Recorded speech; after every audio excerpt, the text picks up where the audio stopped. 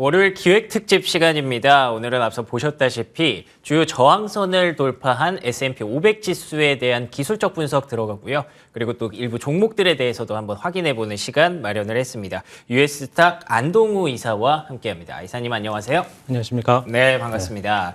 S&P 500이 3,999인가요? 네. 4,000 정말 눈앞에 목전에 두고 있는 그런 상황인데 아무래도 좀 FOMC도 있고 여러 가지 매크로 변수 쪽으로 확실히 해결되지 않는 그런 고민들이 있다 보니까 많은 분들이 이 이상 좀 힘들지 않을까라는 얘기를 내놓고 계시다고 들었어요. 네.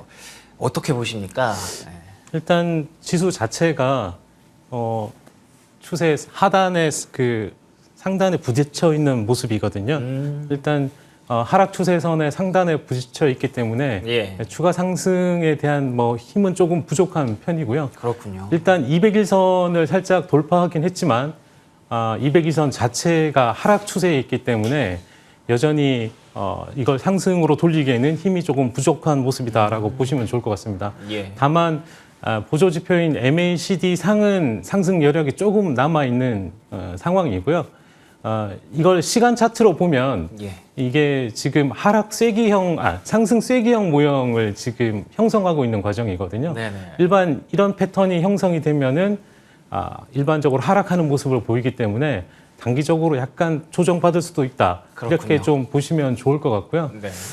이러한 상승의 배경에는 패드와 반대로 시장은 금리 하락 쪽에 약간 베팅을 하는 모습입니다. 그래서 이러한 금리 하락이 된다면은 멀티플을 조금 더 받게 되는 부분이 있다고 말씀드릴 수 있고 4분기의 실적이나 올 한 해의 실적 전망 자체가 팩트셋에 따르면은 실적 전망이 감소되는 추세에 있거든요.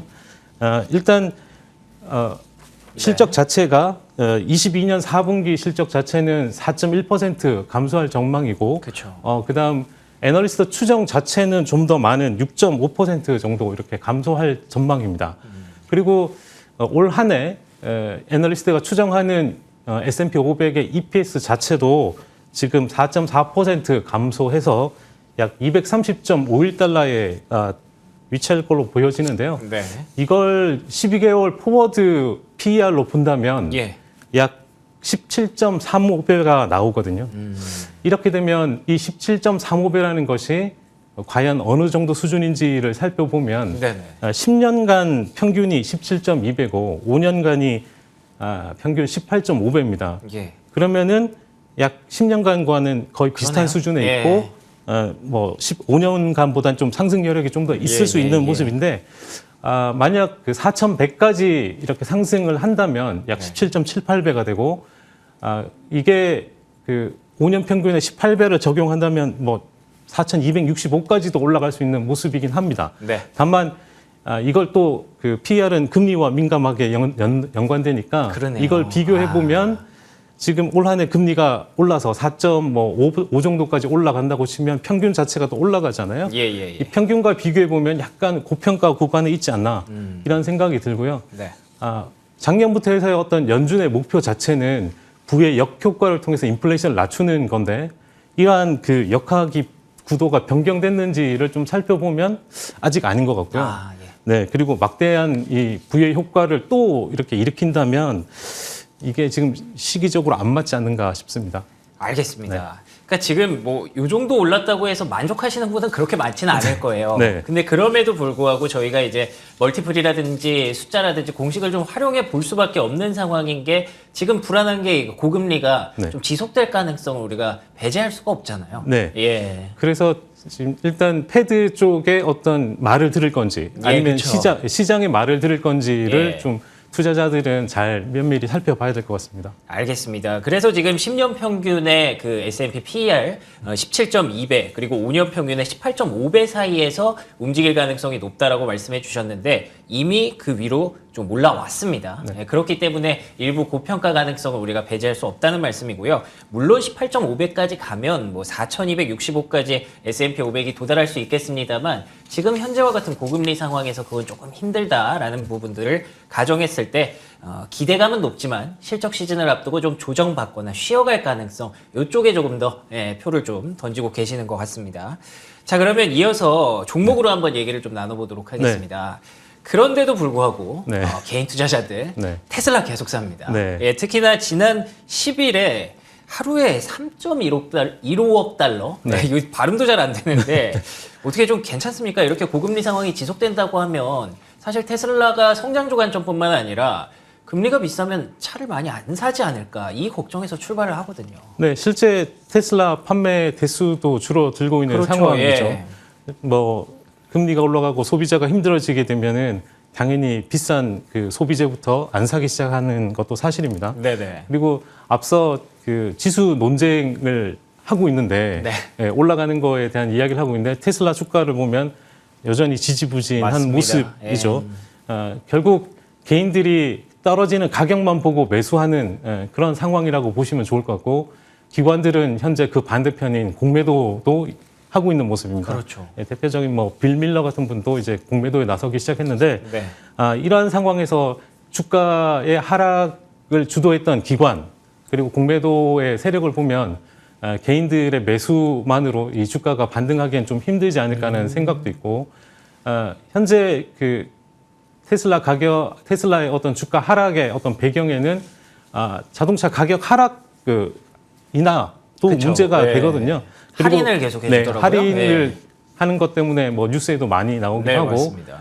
그리고 또 하나는 그 중국 점유율에 대한 불안 이 부분도 중국 시장 내에서의 중국 로컬 업체들의 어떤 점유율 상승 이런 것도 이제 좀 주가 하락을 견인하고 있는 모습인데요. 다만 이제 이러한 거에 대한 설명을 일론 머스크는 자동차 판매 대수를 늘려서 즉 가격을 네, 그렇죠. 낮춰서 판매 대수를 늘리고 이를 통한 어떤 소프트웨어적인 구독 그 부분의 어떤 마진을 높이는 그러한 장기적인 전략으로 가겠다고 하면서 이제 설명을 했는데 네네. 다만 그렇게 되려면은 완전 자율주행에 대한 이러한 부분이 자기들이 설명한 대로 2024년, 25년 내로 이루어져야만 어떤 구독에 대한 그 마진이 높아질 거라고 보여집니다. 그래서 단기적으로는 그렇게 쉽지 않은 모습이고요.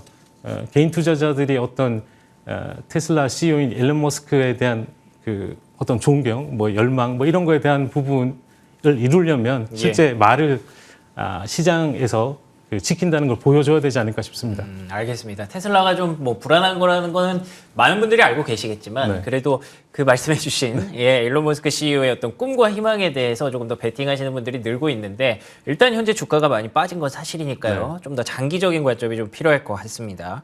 그리고 또 이 시기에 들어서 IT, 특히 빅테크에 대한 관심도 좀 높아지고 있는데요. 챗GPT 얘기를 한번 해보도록 하겠습니다. 마이크로소프트가 오픈 AI에 100억 달러 투자를 진행한다는 얘기가 나오면서 또 이제 그러면은 구글을 우리가 만약 검색을 안 하고 챗GPT로 검색을 하면 되지 않을까 이런 얘기가 좀 나오고 있거든요. 두 종목들 간의 주가가 좀 어떻게 이렇게 엇갈릴까요? 어떻게 보세요? 일단 단기적으로는 주가의 영향성은 그렇게 깊지 않다고 생각합니다. 그렇겠죠. 왜냐하면 빅테크 종목들은 이벤트나 뉴스에 뭐 주가가 그렇게 움직이질 않고 그렇죠. 거의 실적 베이스로 움직이는 모습인데 다만 이제 챗GPT를 구글의 마이크로소프트의 그 엣지 거기 빙에 이제 장착을 하는 거고 이게 성공할 확률도 꽤 높다고 생각합니다. 그래요. 근데 이렇게 성공했을 때 구글의 어떤 검색 시장을 이렇게 마켓쉐어를 가져오고 그를 통한 광고 수익을 가져오게 된다면 실제 마이크로소프트가 이런 그 검색 시장에서 어떤 게임 체인저가 될 수도 있다. 그렇게 좀 시장은 좀 평가하는 것 같습니다. 다만 이제 구글도 이게 가만히 있는 건 아니거든요. 실제 구글 자체는 지켜야 하는 입장이고 마이크로소프트는 도전하는 입장이기 때문에 공격적으로 어떤 걸 도입을 하는 거고요. 그다음에 구글은 안정적으로 가져가게 되기 때문에 모든 걸 조금 보수적으로 접근하는 것 같은데 실제 이 구글 자체도 AI를 접목한 그 검색 기반을 계속 검토를 해왔습니다. 다만 최근에 그 경영자 회의를 보면 이 AI가 약간 그 실수하는 부분에 대해서 좀 우려를 하는 모습이 있다고 좀 말씀드릴 수 있거든요.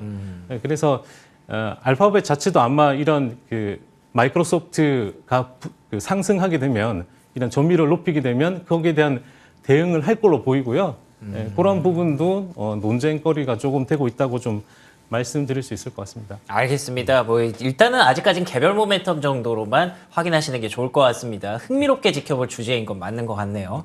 자, 마지막으로 시간 관계상 좀 간단하게 좀 질문을 드리고 싶은데요. 기술적 분석으로 시작을 했으니까 네. 기술적 분석으로 마무리를 하면 좋겠죠. 네. 터틀 모멘텀이라는 필터가 있는 걸로 알고 있는데 네. 이 겹치는 종목들, 그러니까 긍정적으로 좀 볼 수 있는 종목들이 좀 있다고요. 네.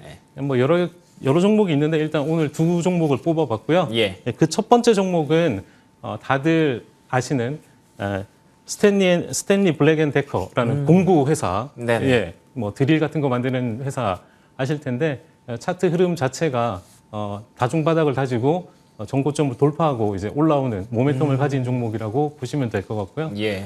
두 번째 종목은 좀 낯선 종목인데 트랜스 유니온이라는 종목입니다. 이는 미국 그 소비자 신용 평가 업체인데요.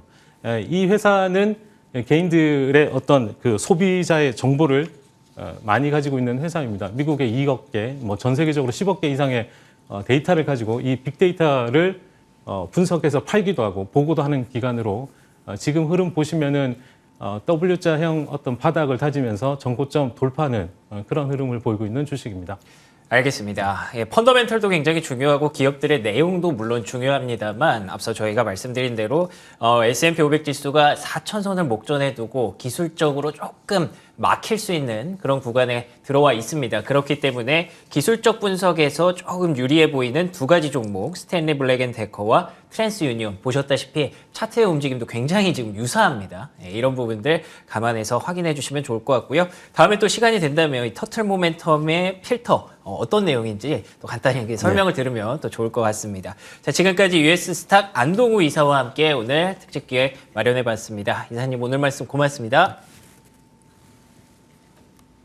네, 여기까지 굿모닝 글로벌 함께 하셨습니다. 저희는 내일 아침 5시 55분에 여러분과 함께 할 수 있도록 또 준비해서 돌아오도록 하겠습니다. 이어지는 출발 성공 투자 계속해서 MTN과 함께 해주시기 바랍니다. 시청해주신 여러분 고맙습니다.